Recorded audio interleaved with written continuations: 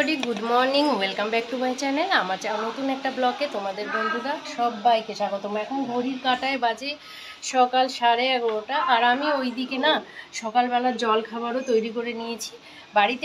বাড়িতে লোকজন এসছে। আমার যেহেতু ছেলের জন্মদিন ছিল, তোমরা দেখেছো, ভিডিও শেয়ার করেছি, তাই সকালে জল খাবারটা তৈরি হয়ে গেছে। এখন দুপুরবেলা কি রান্না করবো, স্নান করে আসি, তারপরে দুপুরবেলা রান্না বসাবো। চলো তোমাদের দেখানো যাক কী করে। এদিকে দেখো লুচি বানানোও হয়ে গেছে, লুচি ভাজা হয়ে গেছে। আমার ছোট ভাই বউ হাতে হাতে হেল্প করে দিচ্ছিল। তা আমি ভাজছিলাম লুচি। আর এইদিকে লুচি দিয়ে খাওয়ার জন্য একটু আলু দিয়ে আর চিচিঙ্গা দিয়ে একটু সবজিও করে নিয়েছি সকালবেলা। মানে সবাই ব্রেকফাস্ট করবে বলে দেখো সবজি আর লুচি সবাইকে বেড়ে সার্ভ করে দিয়েছি খাওয়ার জন্য। সবাইটা খাওয়া গেছে, তারপর আমি রান্নাঘরে চলে গেছি আলু ছুলতে। ভাবলাম বাড়িতে আছি সবাই মিলে, তাহলে আজকে একটু বিরিয়ানি করা যাক।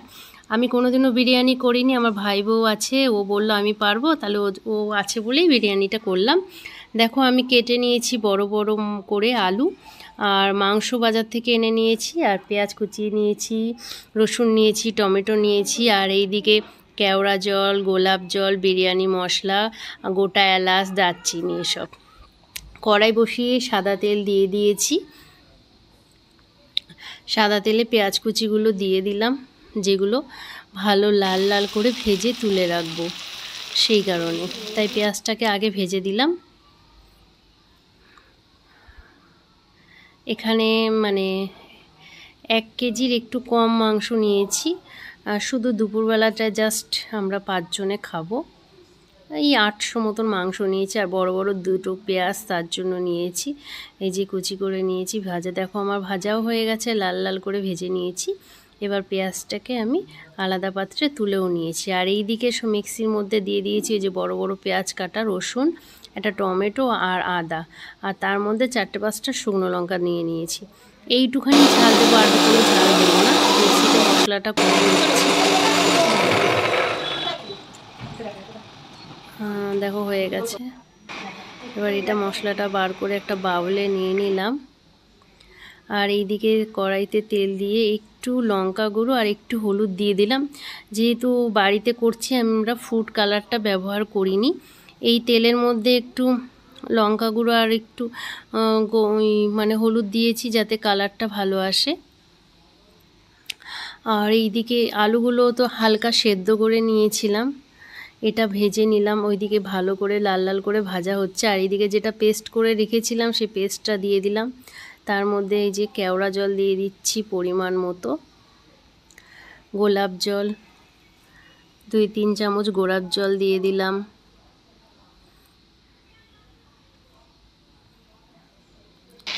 আর এদিকে দেখো লাল লাল করে আলুটা ভাজছি, যেহেতু হালকা করে সেদ্ধ করে নিয়েছি। আবার জোরে জোরে নাড়িয়ে ভাজলে আলুগুলো ভেঙে চুরে যাবে, গোটা থাকবে না।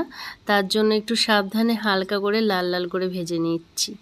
আর এইদিকে ওই যেটা পেস্ট ওই যে মাখছি, মানে ম্যারিনেট করে রাখবো, এটা বিরিয়ানি মশলা, সেটাও দিলাম অল্প। হলুদ দিলাম প্রয়োজন মতো। তারপরে নুন টুন দিয়ে এটাকে ভালো করে মেখে ম্যারিনেট করে রেখে দিতে হবে। যারা বাড়িতে কোনোদিনও বিরিয়ানি বানাওনি, তারা আমার এই বিরিয়ানি বানানোটা দেখে বাড়িতে অবশ্যই এটা ট্রাই করবে এবং অবশ্যই বলবে আমার কমেন্ট বক্সে যে এটা কেমন লাগলো তোমাদের খেতে। দেখো এদিকে পেঁয়াজ ভেজে রেখেছিলাম, সেই থালাতেই এই যে লাল লাল করে আলুগুলো হয়ে গেছে, এই আলুগুলো আমি তুলে নিচ্ছি। আর এদিকে 1 হাঁড়ি জল বসিয়ে দিয়েছি। চালটা আগে দিয়ে, ফ্রায়েড রাইসের চালটা আগে দিয়ে আমি ভিজিয়ে রেখেছি। আর জলটার মধ্যে গোটা এলাচ, গরম মশলা, দারচিনি এগুলো দিয়ে ঢাকনা দিয়ে দিলাম। জলটা ফুটুক ভালোভাবে, জলটা গরম হবে এবং ফুটবে, তখনই ওই চালগুলো আমি দেব। দেখো চালগুলো ভেজানো ছিল আগে থেকেই, তা জল যেহেতু ফুটে গিয়ে গরম হয়ে গেছে, তাই আমি চালগুলো দিয়ে দিলাম। এরকম করে সব চালগুলো এর মধ্যে দিয়ে দিচ্ছি। ওইদিকে ঢাকনা দিয়ে দিলাম, ভাতটা আস্তে আস্তে হতে থাকুক। আর এইদিকে তেল দিয়ে কড়াইতে এই যেগুলো ম্যারিনেট করে মাংসটা রেখে দিয়েছিলাম সেগুলোকে ভালো করে ফ্রাই করছি, কষিয়ে নিচ্ছি। দেখো চালটা আমার হয়েও গেছে, সেদ্ধ হয়ে গেছে, আর করব না, কারণ ওটাকে আবার মানে ওই ভাপে দিয়ে করতে হবে। তাই চালটা ওইদিকে ঝরিয়ে নিচ্ছি, চালের মানে জলটা ফেলে চাল মানে রাইসটাকে জল ঝরিয়ে নিয়েছি। আর এইদিকে এইটার মধ্যে আরও বিরিয়ানি মশলা, কেওড়া জল, গোলাপ জল আরও দিয়ে আরও ভালো করে নাড়িয়ে চাড়িয়ে যেগুলো ভাজা আলু ছিল সেগুলো এর মধ্যে দিয়ে দিয়েছি। দেখো মাংসটা আমার হয়েই গেছে, প্রায় 50%-এর বেশি হয়েই গেছে। আর চালটা ঝরিয়ে নেওয়ার পর ওই হাঁড়িটাতেই আমি একটু ঘি দিয়ে নিলাম। ঘি মাস্ট, ঘি লাগবেই, কারণ ঘিয়েরও একটা ফ্লেভার থাকবে। হাঁড়িটায় মানে চারিদিকে ঘি মাখিয়ে নিয়েছি, তাহলে বিরিয়ানিটা হাঁড়িতে লেগেও যাবে না।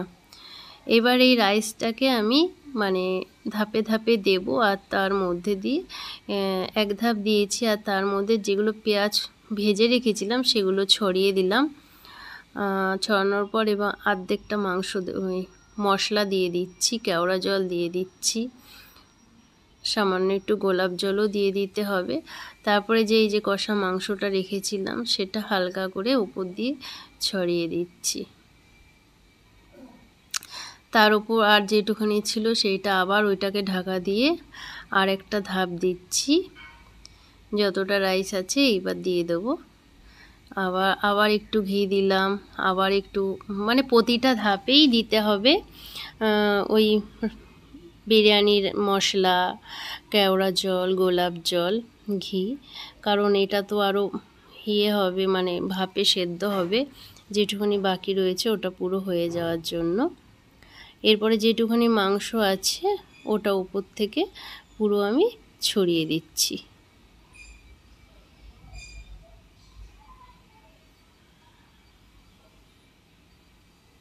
এরকম করে পাতিয়ে দিতে হবে। এই ফার্স্ট বাড়িতে বিরিয়ানি বানাচ্ছি, জানি না কেমন হবে খেতে।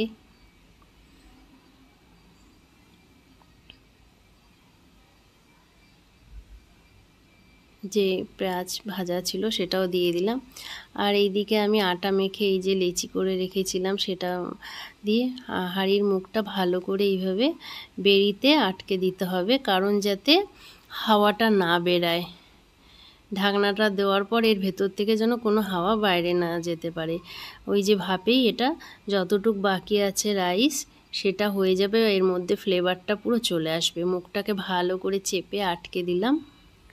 এবার মানে ওভেনে একটা চাটু বা তাওয়া এটা আমি বসিয়ে দিয়েছি, তার উপর হাঁড়িটাকে বসিয়ে দিয়েছি আর আঁচটাকে কম করে রেখে দিয়েছি। দেরি হয়ে যাচ্ছিল বলে ভাই কাকু পুজো দিয়ে দিয়েছে, তা এখন খাওয়ার পালা। আর আজকে ফার্স্ট বিরিয়ানি বানালাম, মানে বানানো হলো বাড়িতে, দেখি কেমন হয়েছে আর তোমাদেরকেও দেখাচ্ছি। এটাকে 15 মিনিট ওরকম মানে আজে রাখার পর এটা হয়ে গেছে পুরোপুরি। এটাকে নিয়ে এসেছি আর এখন দুপুরবেলা সবাই তৈরি হয়ে গেছে, স্নান করে রেডি খাওয়ার জন্য। দেখো ভালোই হয়েছে কালারটা। এই যে এটাকে মিশিয়ে নিচ্ছি একটু ঝাঁকিয়ে, যাতে সব জায়গা মেশে। তারপরে সব প্লেটগুলো নিয়ে নিলাম, যে কয়জন খাবে সবার প্লেটে দেখো বাড়াও হয়েছে, দেখতেও সুন্দর হয়েছে, দারুণ ফ্লেভারও বেরাচ্ছে। এবার খেয়ে দেখা যাক এটা কত সুন্দর হয়েছে। তা আমি এটা খেয়ে টেস্ট করে দেখেছি, এটা দোকানের থেকেও ভালো হয়েছে টেস্ট। মাঝে মাঝেই ভাবছি এবার বাড়িতে বানিয়ে নেব আমি। আর এটা বাড়িতে বানিয়ে খেলেও অতটা মানে পেট খারাপ করবে না, দোকানে তো প্রচুর পরিমাণে ওরা জিনিস ব্যবহার করে। এটাকে এখানেই শেষ করছি আর আমি খেয়ে নিই। আর তোমরা ততক্ষণে বন্ধুরা আমার চ্যানেলটাকে সাবস্ক্রাইব করে দিয়ে লাইক করে দিও। চলো টাটা বাই, ভালো থেকো।